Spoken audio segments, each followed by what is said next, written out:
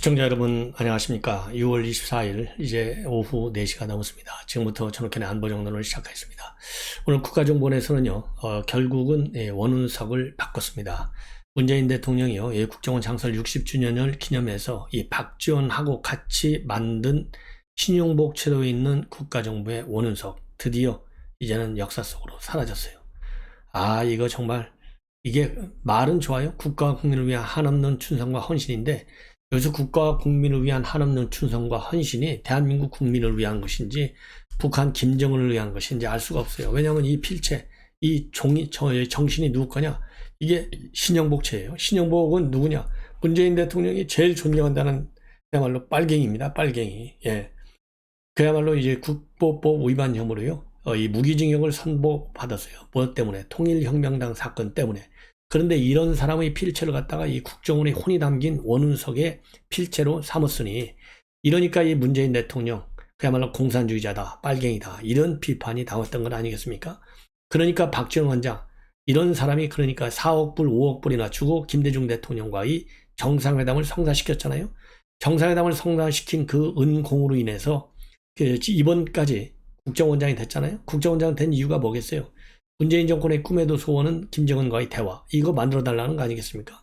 그러다 보니까 김정은한테 충성하려고 아부하려고 김정은이가 제일 좋아하는 이 필체가 아니겠어요? 왜냐하면 뭐 이 통일혁명당 사건의 주범인데 얼마나 김정은이가 좋아하겠어요? 이게 다 김정은이를 보고 한 거예요. 제가 보기에는. 예. 이게 합리적인 추론의 범주 안에서 생각해야 될 수 있는 건데 이거 드디어 이제 내일이 6월 25일이잖아요. 그래서 하루 전날 이 김종필 총리 때 그러니까 김종필 초대 중앙정보부장 시절에 만들었던 우리는 음지에서 일하고 양지를 지향한다. 이 내용을 이 원운석을 다시 살리기로 했는데 살리게 된 이유는요. 우리 국정원 직원들 내부에 여론조사를 했더니 이 원운을 제일 좋아한다. 그래서 그동안에요.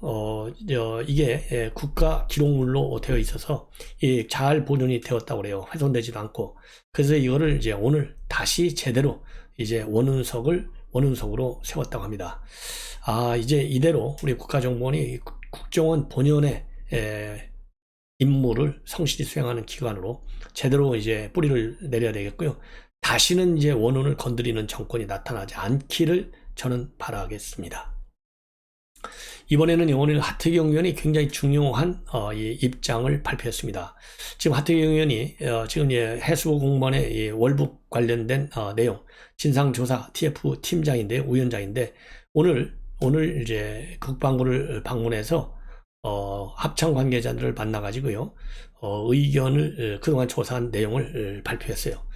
국방부하고 합참하고 지난 23일 날 만나서 자료도 열람하고 조사한 내용 오늘 국회에서 발표를 했는데 이 발표 내용의 핵심은요. 우선 문재인 대통령이 살아있는 걸 알면서도 구조 노력을 전혀 하지 않았다. 통신설이 없다라고 문재인 대통령이 얘기했는데요. 이거는 거짓말로 확인이 됐습니다. 유엔사가 관리하는 판문점 채널은요. 살아있었어요. 그리고 설령 판문점 채널이 살아있지 않았다 하더라도요. 얼마든지 24시간 가동할 수 있는 채널, 외교 채널이 있어요. 바로 중국과 러시아 이런데 북한하고 나름대로 이제 상당한 그런 동맹국가잖아요. 그러면은 이런 유사시에는 이런 응급사태가 발생하면 만약에 판문점 채널이 죽어있다 하더라도 중국이나 러시아나 아니면 북한의 상중공간을 갖고 있는 나라들이 있어요. 이러한 외교 채널을 통해서 얼마든지 죽이지 말라라는 뜻을 전할 수 있어요.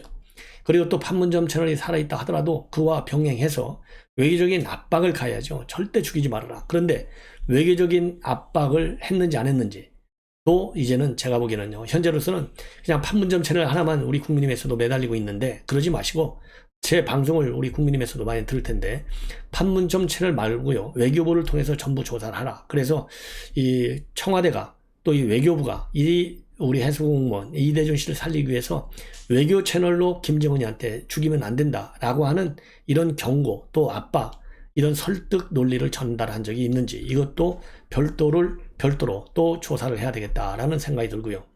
그 다음에 또 이 사망까지 6시간 동안 구조할 수 있는 시간이었는데 왜 구조하지 못했느냐. 이때 문재인 대통령이 잠을 자고 있었다는 거 아니에요?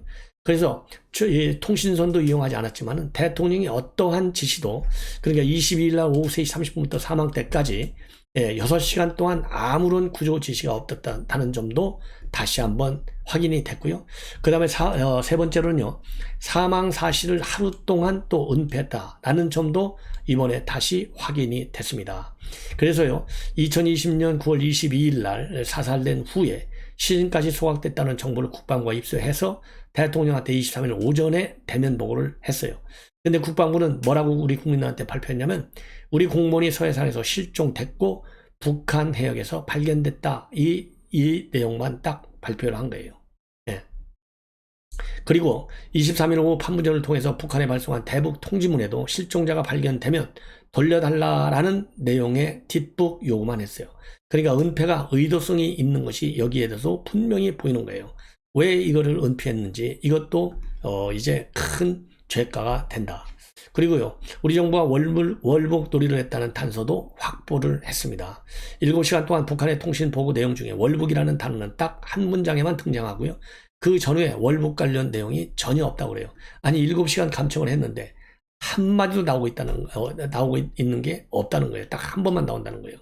그리고 22일 합참이요, 청와대 위기관리센터에 보고한 최초 보고서를 보니까, 열람해 보니까 그 보고서에는요, 실종 시간대 조류 방향을 근거해서 월북 가능성이 낮다, 이렇게 되어 있다는 겁니다. 예, 조류 방향이 말이죠. 그 당시 조류 방향을 보면은 월북할 수가 없었다는 겁니다. 왜냐면은 반대 방향으로 이제 물이 말이죠, 월북을 하려면 남쪽에서 북쪽으로 올라가야 될 거 아니에요, 조류 방향이.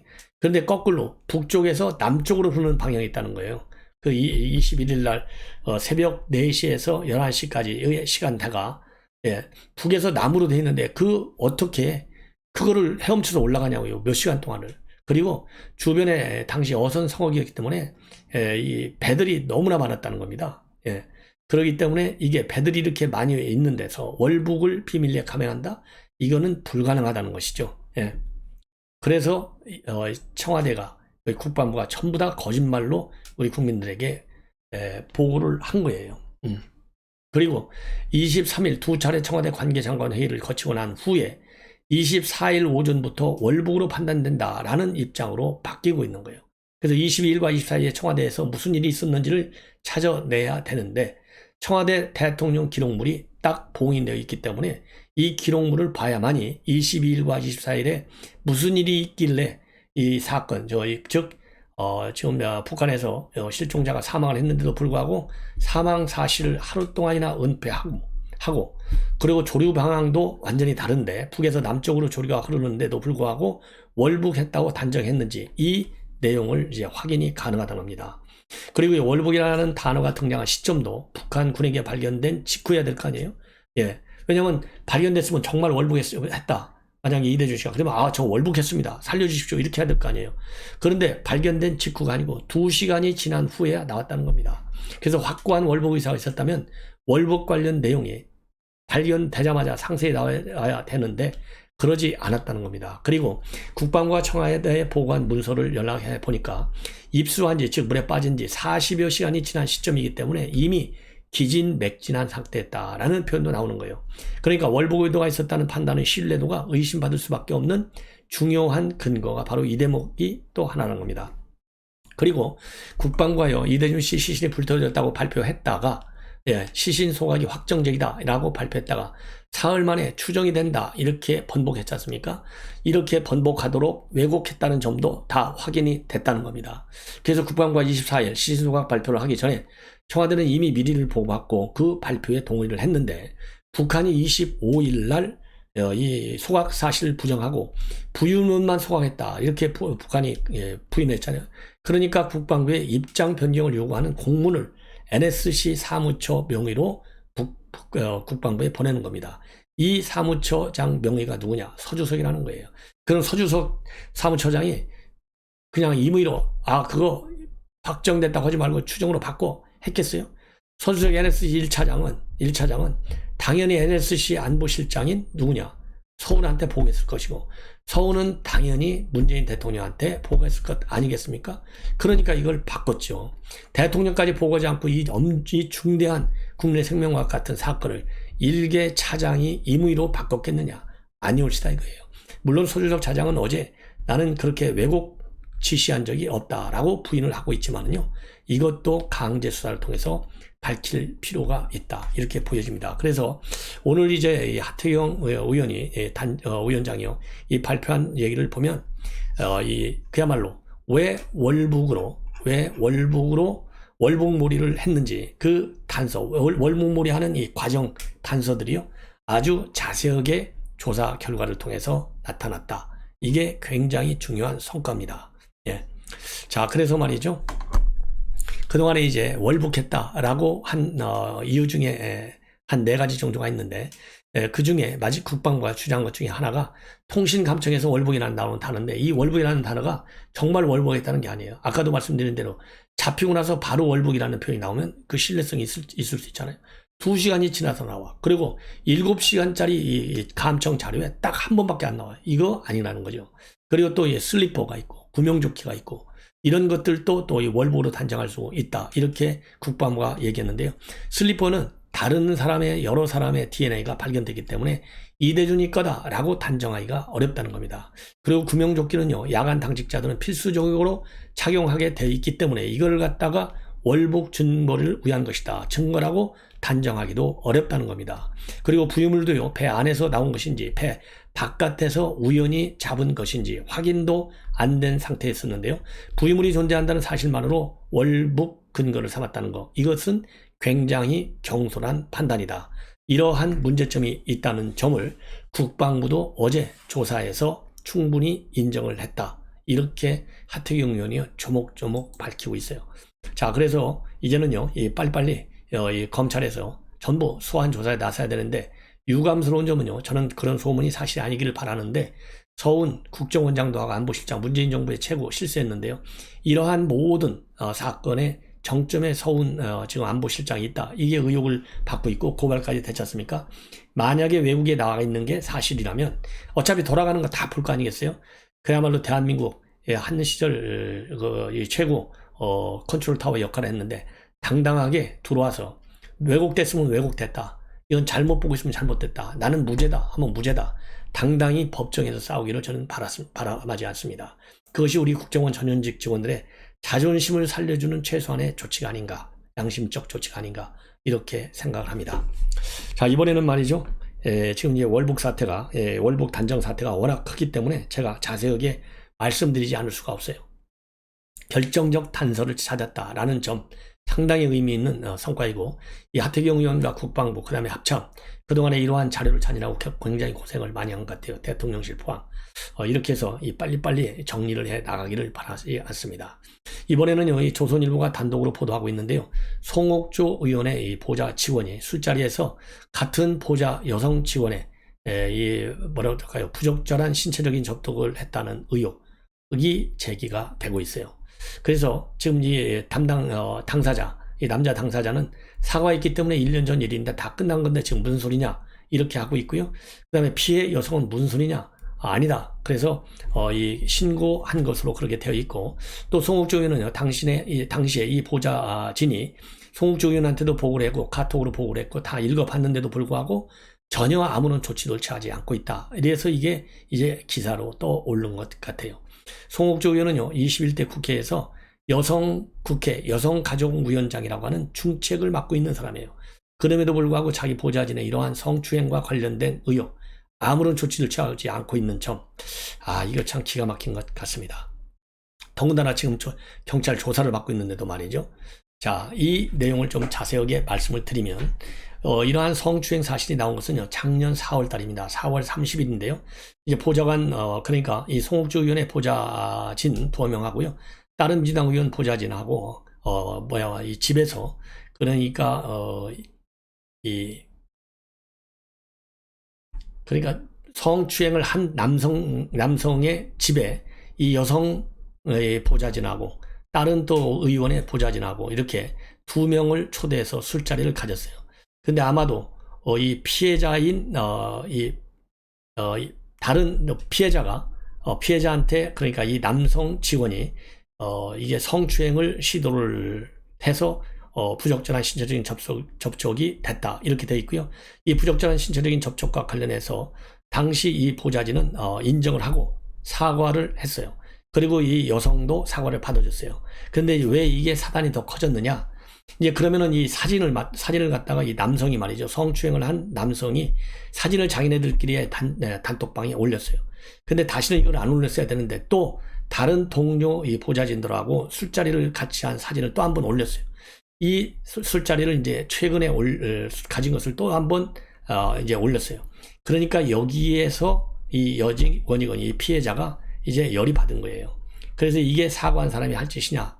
이렇게 다 이제 항의를 하면서 이제는 이게 경찰에 신고를 한 겁니다. 그러다 보니까요, 사건 발생 후 1년이 넘은 지금에서야 이게 이제 언론에 보도가 되고 이제 수면 위로 떠오르게 된 것입니다. 왜 그러냐면 이렇게 자꾸 술 마시는 사진을 올리니까 이 피해자 입장에서는 옛날 악몽이 떠오른다는 거예요. 그런데 왜 그러냐면 이 남직원은요, 이런 사진을, 술 마신 사진을 단톡방에 올리지 않는다, 이렇게 약속을 했는데 이 약속을 어겼다는 겁니다. 그래서 과거의 트라우마가 생각이 나고, 그래서 이제 고소를 하지 않을 수가 없다, 이렇게 지금 되어 있어요.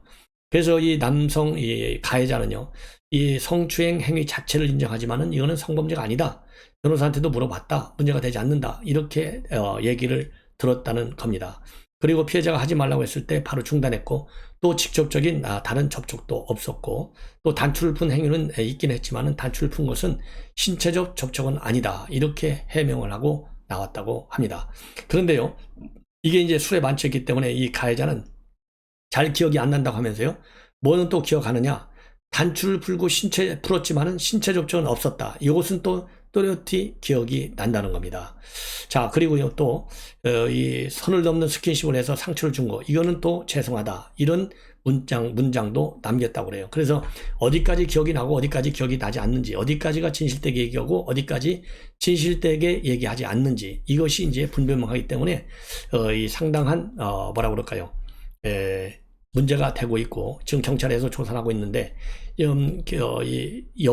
한 경찰서의 여성 청소년까지 하고 뭐라고 하냐면, 이 피해자가 거부 의사를 밝히지 않았다고 해서 성범죄의 면책 사유가 될 수 없다, 이렇게 밝히고 있어서 이 가해자가 주장하는 대로 사과를 했고 다 끝났다, 그리고 이제 직접적으로 뭐 더 이상은 시도를 안 했다, 이래서 면책 사유가 되지는 않는 것 같다. 그리고요, 이 송옥주 의원이 이 가해자 이제 관리 책임자나 마찬가지잖아요. 밑에 있는 보좌관이니까. 그래서 이 피해자가 피해 사실도 알리고 그러면서 인사조치까지 요구하는 카카오톡 메시지를 보냈는데, 이 송 의원은 메시지를 받고 나서도 그 다음날 바로 확인까지 해놓고서 아무런 조치를 취하지 않고 있다는 거, 이런 점에서도요, 이 피해자가 굉장히 열이 받은 것 같습니다. 자, 그래서요, 지금 현재 이 언론에서, 이 조선일보에서 송 의원한테도 전화를 하지만은 연결이 되지 않고 있다고 합니다. 예. 이것이 이제 앞으로 또 논란이 될 것 같고, 그 다음에는요, 이 금태섭 의원이 이 페북에 최근에 이제 중앙일보로부터, 월간 중앙으로부터 이 기고문 요청을 하나 받았다는 거예요. 팬덤 정치에 대해서 써달라. 그래서 이 팬덤 정치와 관련해서 중앙일보 기고문 내용에 요약본을 갖다가 페북에 글을 오늘 하나 올렸어요. 그래서 이 내용을 보면 우선 민주당의 팬덤 정치를 강력히 비판하는 한편, 윤석열 대통령에 대해서도 뭐라 그럴까요? 이 팬덤 정치를 좀 시정하는데 좀 노력을 해달라, 이러한 요청을 당부를 좀 하고 있습니다. 그래서 이 기고문 내용을 보면요, 말하자면 팬덤 정치, 민주당 팬덤 정치 심하잖아요.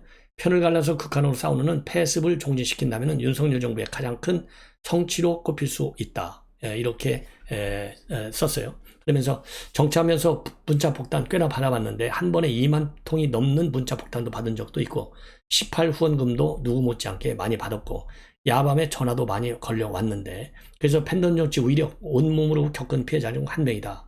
그리고 문자 폭탄에 대처하는 것은 그렇게 어렵지 않았는데 대부분이 뭐 읽지 않는다고 하는데 나는 다 읽었고, 대부분 또 유권자들이 보낸 메시지인데 읽기라도 하는 것이 정치인으로서 도리라는 생각이 들어서 읽었다. 그리고요, 뭐 이렇게 인터넷에 떠도는 내용 베껴서 보내는 것도 많이 있지만은 덜어는 창의적인 작품들도 있다. 그래서 계속 공수처를 반대하거나 조국 전 장관을 비판하면 신체 특정 부위의 크기가 줄어들 것이라고 하는 저주를 보고서는 또 웃지 않을 도리가 없었다. 참 별의별 얘기가 다 있네요. 그리고요, 윤석열 대통령에 대해서도요, 윤석열 대통령은 취임사에서 다수 힘으로 상대의 의견을 억압하는 반시성주의가 민주주의를 위기에 빠뜨리고 있다고 했는데, 반시성주의가 현실에서 나타난 현상이 바로 뭐냐? 팬덤 정치라는 겁니다. 그래서 취임사에서 한 약속을 지키려면 최선을 다해 막으려고 노력을 해야 하고, 리더가 앞장서서 한 걸음 한 걸음 팬덤 정치 구렁에서 빠져나와야 한다. 그리고요, 문재인 대통령은 팬덤 정치를 방지할 기회가 있음에도 불구하고 오히려 부채질했고, 이제 국민은 새로 취임한 윤석열 대통령을 바라보고 있다. 이런 의견을 내놨습니다. 그래서 지금 팬덤 정치, 예를 들어서 우리 국민의힘에서도 말이죠, 이준석 대표의 성상납을 계기로 해서 지금 팬덤 정치가 부활할 우려가 있어요. 예. 그래서 지금 이준석 대표가 떠나면 2030 다 도망간다. 떠나서는 안 된다. 그러니까 징계하지 말라. 이런 얘기 하잖아요. 그럼 언제까지 만약에 성상납과 관련된 등교 인물 의혹, 또 이 품의 손상 그런 사태가 있어서 징계를 받는다. 그러면 2030이 떠나는 게 무서워서 징계는 안 한다? 이게 말이나 되겠습니까? 그러면 뭐 영원히 이준석 대표, 우리 국민의힘 당 대표라는 얘기예요. 그래서 이 팬덤 정치, 물론 좋은 점도 있지만은 팬덤 정치가 우리 한국 정치에서 폐해의 잔재로, 원인으로 이렇게 부각이 된 것은 1등은 문재인 대통령의 원인이고요. 2등은 이재명 의원의 원인이 아닐까, 이렇게 판단이 듭니다. 시청자 여러분, 이것으로 본 방송은 마치겠습니다. 대단히 고맙습니다.